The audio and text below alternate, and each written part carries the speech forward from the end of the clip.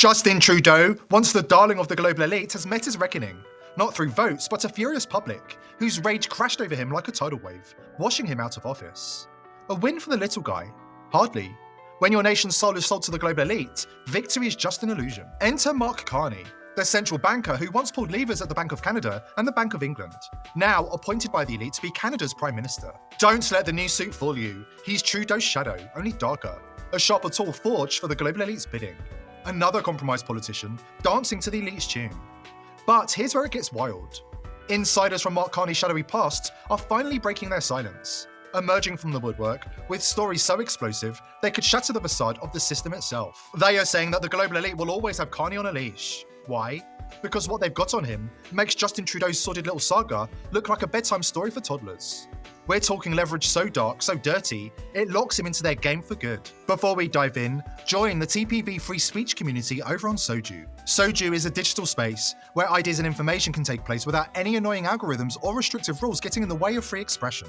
Let's set the stage. Mark Carney isn't some fresh-faced politician who climbed the ranks kissing babies and shaking hands. No. This man is a full-blown globalist, a central banker, a former governor of the Bank of Canada and the Bank of England, a Goldman Sachs alumni, and a darling of the World Economic Forum. He's the kind of guy who sips champagne with Bill Gates, Klaus Schwab, and his psychopathic daughter Nicole at Davos, while plotting how to squeeze the last drop of freedom from the man in the street. Let me turn to you, Mark. These offsets can also be catalytic as part of helping the economics of absolutely essential breakthrough technologies that need to happen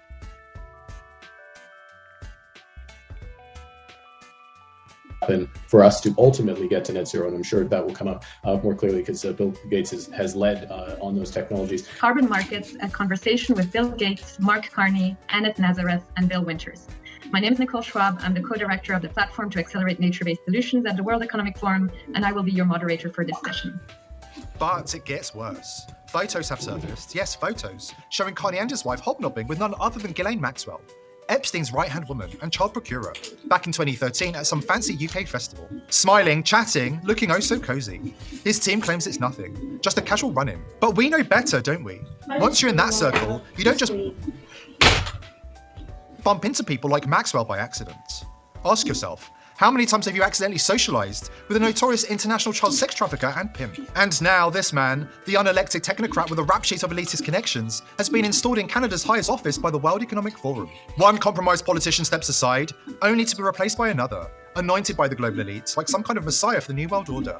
No votes, no campaign, just a backroom deal sealed with a handshake and a wink. Klaus Schwab wasn't joking when he said the WF had fully penetrated Canada. So that we penetrate the cabinets.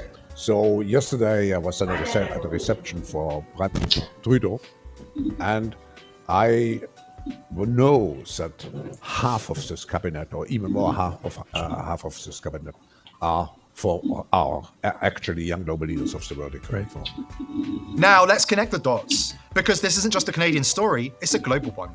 These are the same self-righteous liberals who lecture us about protecting democracy while they ban duly elected leaders from taking office. Earlier this year, they ripped apart a presidential election, tossed out the results, disqualified the clear winner, Carlin Georgescu, because he wouldn't kiss the ring of the elite. This guy took the first round by storm, a populist firebrand rejecting their script. And now, polls show him surging again, untouchable. So what does the EU, the sanctimonious preacher of democracy, do? They ban him outright. No debate, no vote, just a cold, calculated kill switch. Riots are exploding across the country, streets are alive with fury, and yet crickets from the Western media. Where's CNN?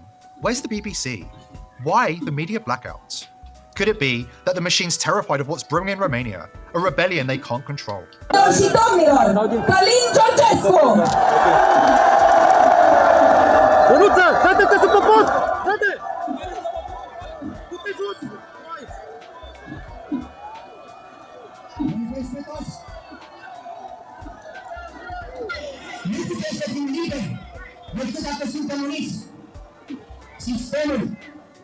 Sound familiar? It's the same playbook. Elevate their chosen ones like Mark Carney, while crushing anyone who dares to defy them. The message is clear. Your vote doesn't matter unless it aligns with their agenda. And what is their agenda? Control. Total unyielding control. Carney's not just a banker, he's a climate zealot, a UN envoy for climate action and finance. He's pushed for net zero schemes that punish businesses and families. all while funneling billions to his corporate cronies at places like Brookfield Asset Management. This is the man who says that companies who don't play ball with his green dystopian carbon tax plan should be punished. Those are his words.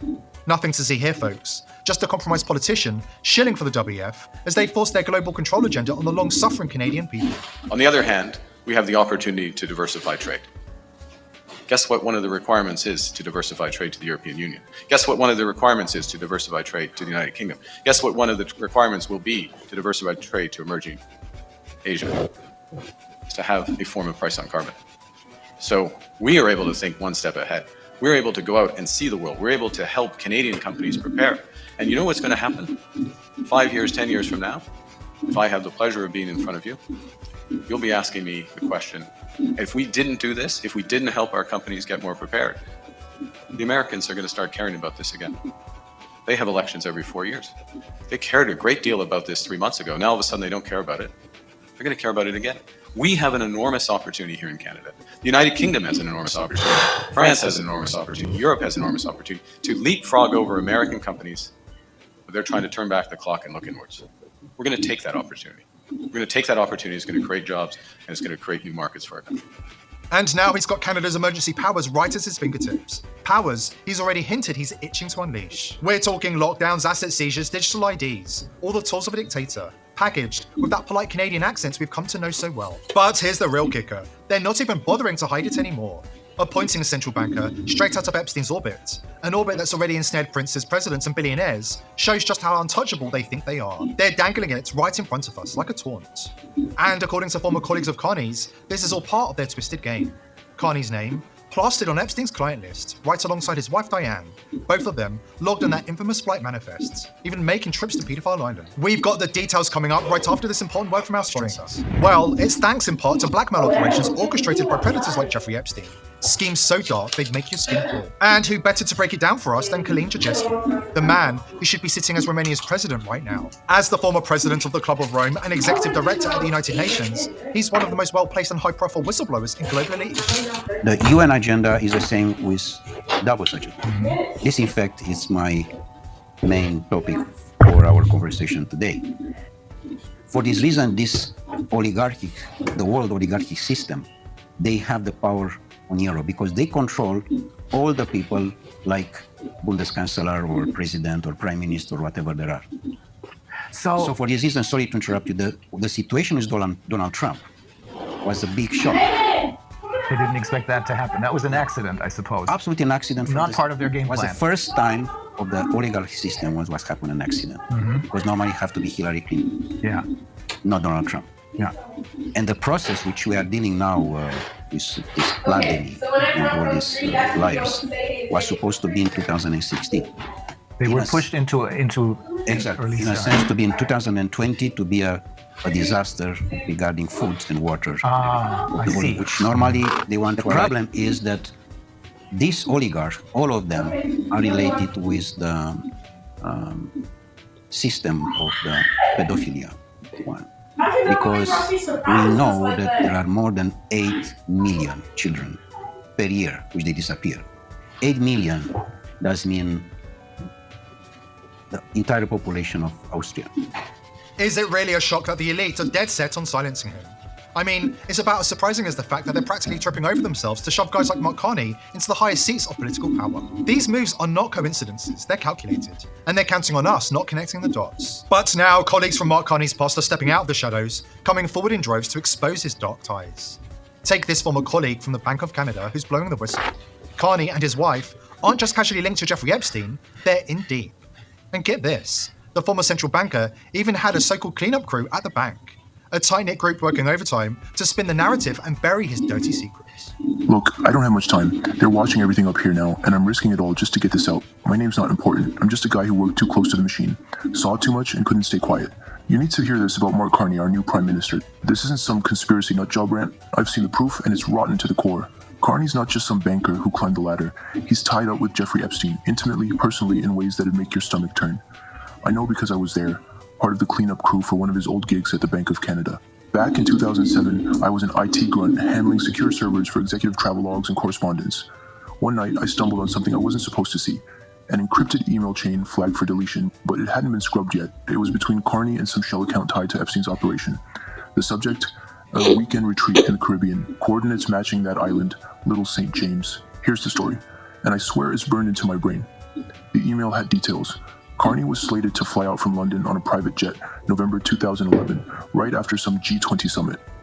Epstein's people arranged it all. The plane, the pickup, even a cover story about a climate finance seminar in the Bahamas. But I dug deeper, cross-referenced flight records with a buddy who worked air traffic control. That jet didn't stop in Nassau, it went straight to Epstein's Rock. And Carney wasn't alone. His wife Diana was on the manifest too. She's worse than him, more ruthless, more connected.